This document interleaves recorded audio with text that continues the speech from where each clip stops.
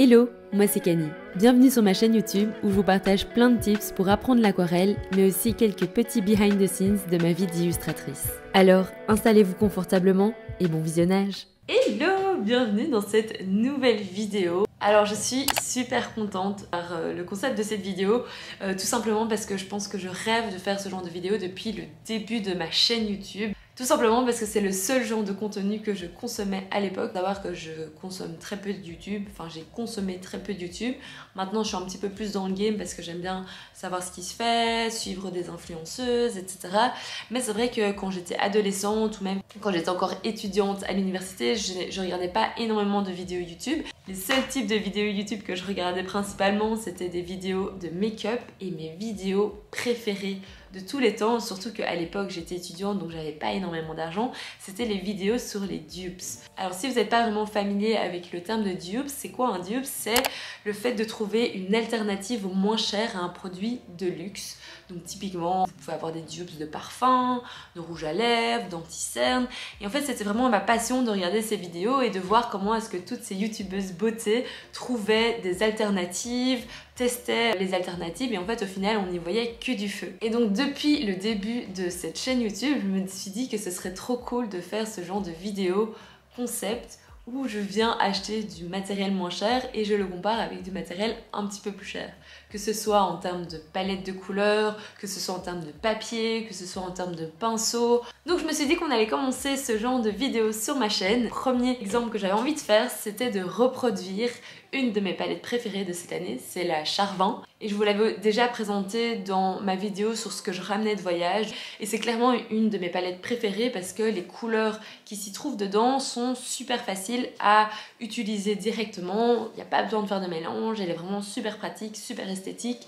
Et vous obtenez vraiment des super chouettes rendus avec cette palette. Mais c'est vrai que cette palette m'a coûté presque 75 €. La palette en elle-même coûte 69 € et j'avais acheté un petit godet en plus. Donc du coup au final ça m'avait coûté, je pense, dans 70 ou 75 € pour 13 couleurs. Ce qui est assez conséquent quand on débute à l'aquarelle et on n'a pas forcément envie de mettre ce budget-là dans le matériel. Donc ce que je me suis dit, c'est que j'allais essayer de trouver une palette pas chère.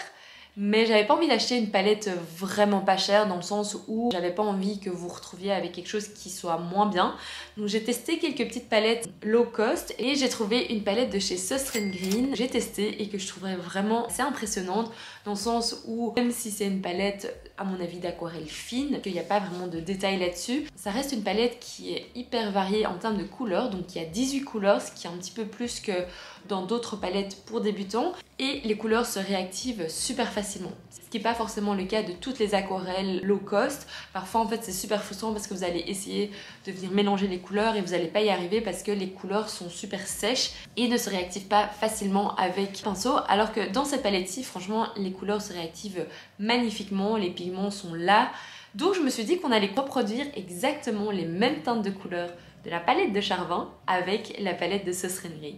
Vous allez voir que le résultat à la fin est assez bluffant. Ça vous montre vraiment qu'il n'y a pas besoin d'avoir une palette super chère, même si en termes de qualité, clairement la palette Char20 est supérieure. On est à entre 6 et 7 fois le prix de la palette de Söstrem Green, donc forcément on a des meilleurs pigments, on a des meilleurs binders, donc clairement la qualité va être meilleure. Et il y a moyen vraiment de se débrouiller avec la palette de Söstrem Green pour arriver à des résultats similaires. Ça va vous prendre un petit peu de temps. Et donc le but de cette vidéo, c'est de vous expliquer tout le processus par lequel je passe lorsque j'ai envie de reproduire des couleurs.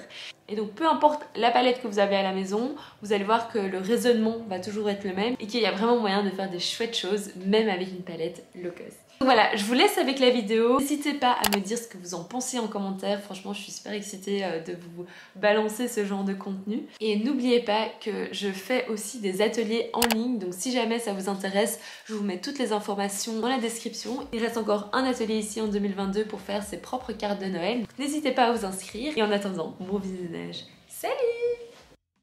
Je me suis dit que j'allais commencer par vous faire une petite présentation de la palette de Char20, mais aussi en faisant quelques swatchs. Alors tout d'abord, au niveau des couleurs de cette palette, elles n'ont pas de nom à proprement parler, elles ont des numéros qui sont écrits à l'arrière des godets. Ce que je trouve assez dommage parce que c'est un petit peu un casse-tête pour retrouver exactement les bonnes couleurs sur leur site internet. Il faut aussi savoir que cette marque n'est pas des plus accessibles. Je pense qu'ils ne produisent que en petite quantité et ne sont disponibles que dans certains magasins et ils ont évidemment leur magasin à Paris. C'est aussi ça qui fait un petit peu le charme de cette palette, c'est que je me dis qu'on peut pas la trouver partout et en plus je trouve que certaines couleurs sont vraiment assez atypiques et je ne les aurais jamais mélangées par moi-même. D'ailleurs, vous allez le voir un petit peu plus loin dans la vidéo, mais c'est vraiment une palette qui tire sur les tons pastels et qui ressemble presque à de la gouache. Et c'est pour cette raison qu'on va souvent venir ajouter du blanc à nos mélanges. Et avant de commencer justement nos mélanges, j'avais envie de vous faire un screenshot des couleurs qui se trouvent sur la palette de Sauce Train Green. Normalement, si vous avez une petite palette d'aquarelle à la maison, vous devriez reconnaître certains noms. C'est aussi l'une des raisons pour laquelle j'ai choisi cette palette, comme ça c'était assez facile de la reproduire avec d'autres palettes de débutants. Et pour venir faire mes mélanges, je vais venir utiliser ma palette de chez Dill & Camille. Et moi, ce que je vous conseille d'utiliser comme palette chez vous, ce sera juste une assiette simple en céramique ou en porcelaine. Vous allez voir que ça va être beaucoup plus facile pour voir directement vos mélanges de couleurs sur votre palette, mais ça va être aussi beaucoup plus facile à mélanger.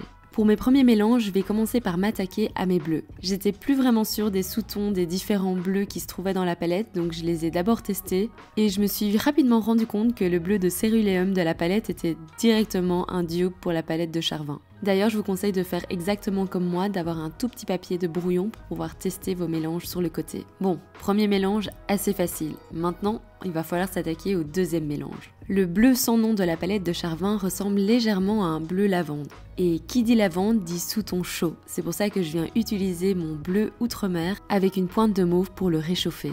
Je vais ensuite venir opacifier le tout avec le blanc de Chine. Comme je mélange sur une surface plane, c'est assez facile pour moi de rectifier le tir en fonction des tons que je vois sur ma palette. Par exemple, ici je trouvais qu'avec le mauve, il tirait un petit peu trop sur le bleu nuit, et donc je suis venue rajouter une pointe de bleu céruléum. Je teste ensuite le mélange sur mon papier de brouillon pour voir si je suis satisfaite, et quand je le suis, je peux directement le mettre sur ma feuille. On vient maintenant s'attaquer au rouge rose de la palette de Charvin et je dois vous avouer que je pense que c'est celui avec lequel j'ai eu le plus dur. En effet, je trouvais que les deux rouges que j'avais à ma disposition étaient beaucoup trop rouges, pas assez roses. Et donc vous allez voir que je vais assez galérer à trouver exactement la bonne teinte. J'ai essayé de rajouter un petit peu de mauve pour le rendre un petit peu plus rose mais ça n'a pas trop fonctionné. Et j'ai essayé de contrebalancer avec les deux autres rouges que j'avais à ma disposition sans vraiment de succès. Cette couleur est un parfait exemple du problème qu'on peut avoir avec les palettes de débutants.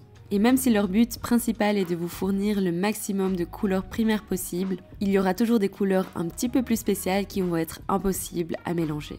Et ce rose-là en fait partie, donc j'ai arrêté de me battre et je me suis contentée d'un mélange qui était presque similaire. Donc vous voyez qu'il y a vraiment pas mal d'allers-retours avant de trouver exactement la couleur qu'il nous faut. Et surtout, parfois, il faut se résigner au fait qu'on n'arrivera pas exactement au même mélange de couleurs. Heureusement, il y a d'autres mélanges de couleurs qui sont beaucoup plus faciles à faire. D'ailleurs, on me demande souvent comment est-ce qu'on peut obtenir un joli rose pâle. Et pour ça, c'est assez simple, je viens utiliser mon rouge de cadmium pâle avec du blanc de Chine. Je vous avais dit, pour obtenir ce côté pastel, il va falloir rajouter beaucoup de blanc.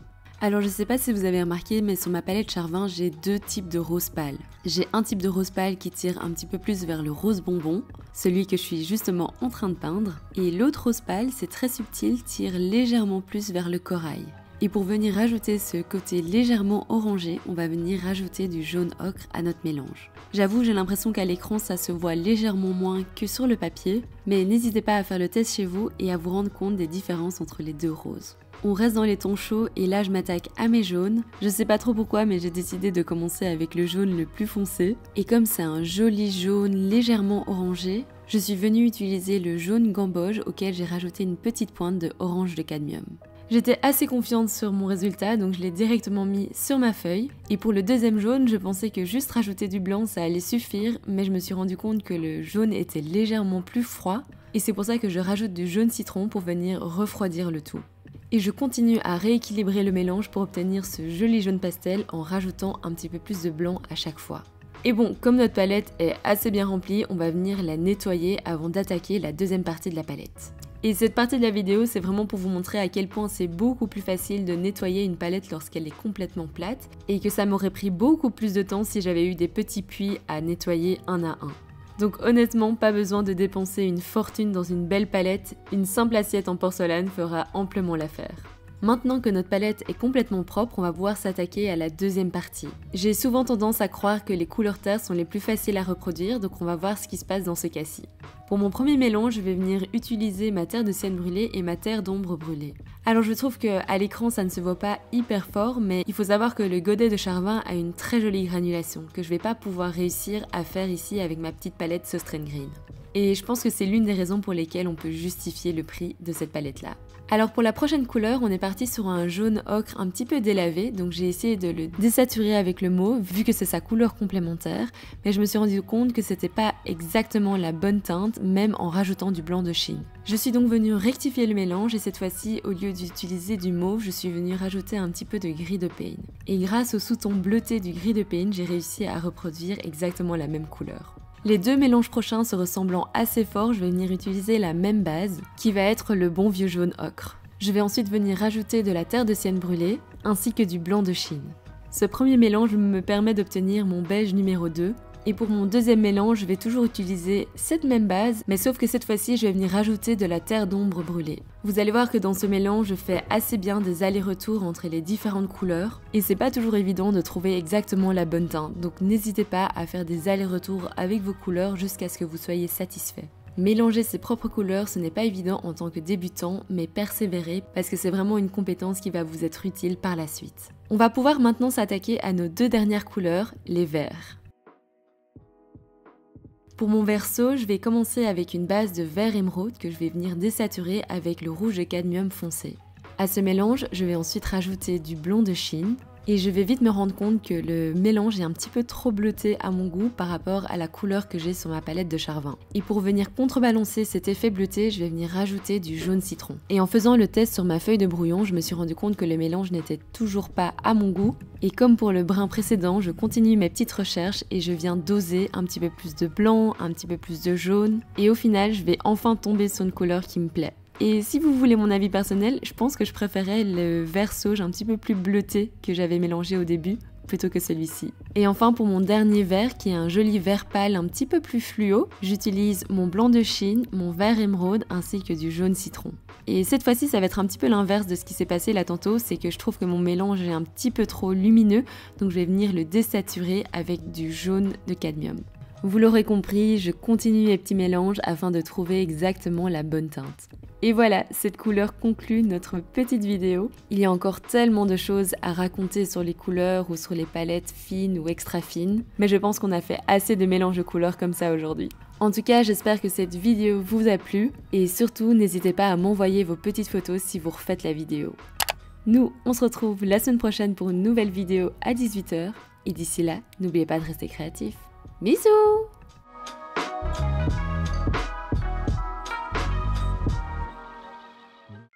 Yeah, yeah, yeah, yeah, yeah, yeah, yeah, yeah.